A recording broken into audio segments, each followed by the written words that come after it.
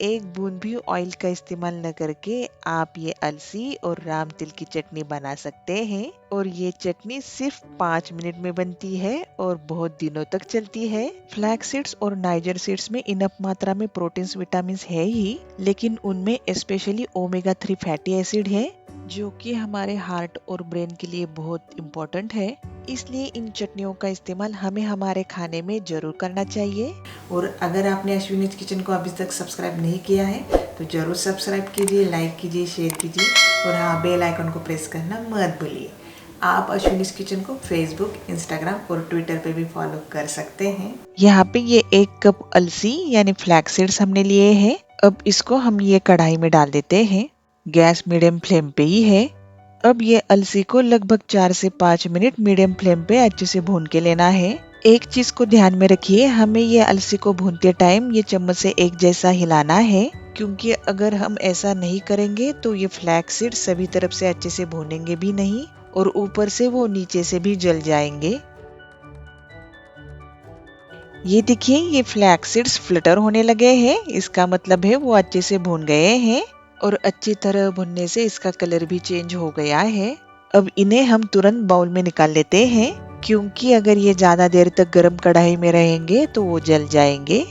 ये देखिए, हमने फ्लैक्स सीड्स यानी अलसी को बाउल में निकाल लिया है। अब इन्हें पूरी तरह से ठंडा होने देते हैं। अब उसी गर्म कढ़ाई में ये 1 कप नाइजर सीड्स डाल देते हैं। इसे कारड़े, गुरेलू या फिर रामतिल भी कहा जाता है। ये नाइजर सीड्स को हम बाजार से खरीदते हैं, तब कभी कभी इसमें छोटे से स्टोन रहते हैं, तो उनको निकालकर ये नाइजर सीड्स को आप अच्छे से क्लीन करके लीजिए। अब ये नाइजर सीड्स को भी लगभग 4 से 5 मिनट हम मीडियम फ्लेम पे अच्छे से भून के लेंगे।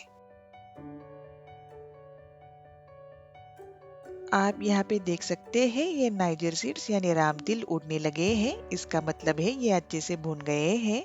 और फ्लैक्स सीड्स की तरह इनका भी हल्का सा कलर चेंज हो गया है। अब इनको भी हम तुरंत बाउल में निकाल लेते हैं।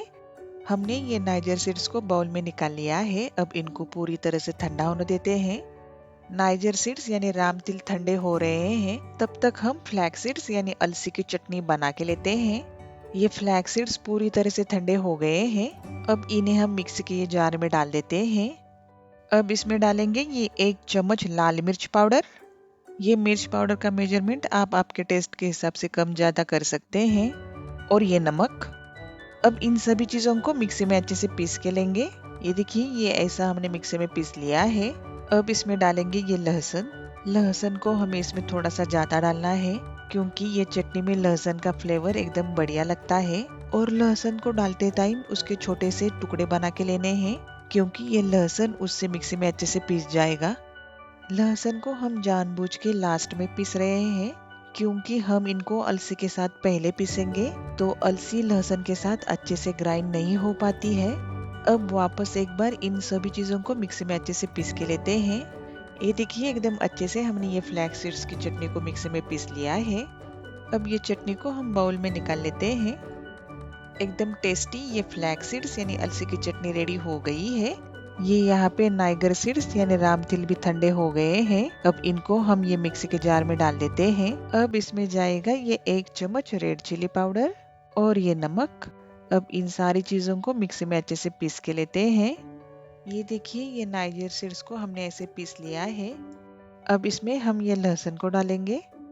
मैंने आपको अलसी की चटनी बनाते टाइम कहा था, वैसे ही हम इसमें भी ये लहसुन की क्वांटिटी थोड़ी ज्यादा रखेंगे। अब वापस एक बार इन सभी चीजों को मिक्सी में अच्छे से पीस के लेंगे। ये देखिए, ये नाइजर सीड्स यानी रामतिल की चटनी रेडी हो गई है। अब ये चटनी को भी हम बाउल में निकाल लेते हैं।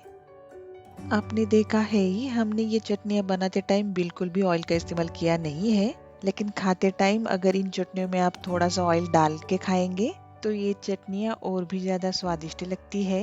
फ्लैक्स सीड्स और नाइजर सीड्स में इनफ मात्रा में प्रोटीन्स विटामिन है ही, लेकिन उनमें स्पेशली ओमेगा 3 फैटी एसिड है, जो कि हमारे हार्ट और ब्रेन के लिए बहुत इम्पोर्टेंट है। इसलिए इन दोनों चीजों की मात्रा हमारे खाने में होना जरूरी है। एक बूंद भी ऑयल का इस्तेमाल न करके आप ये अलसी और रामतिल की चटनी बना सकते हैं। और ये चटनी सिर्फ 5 मिनट में बनती है और बहुत दिनों तक चलती है।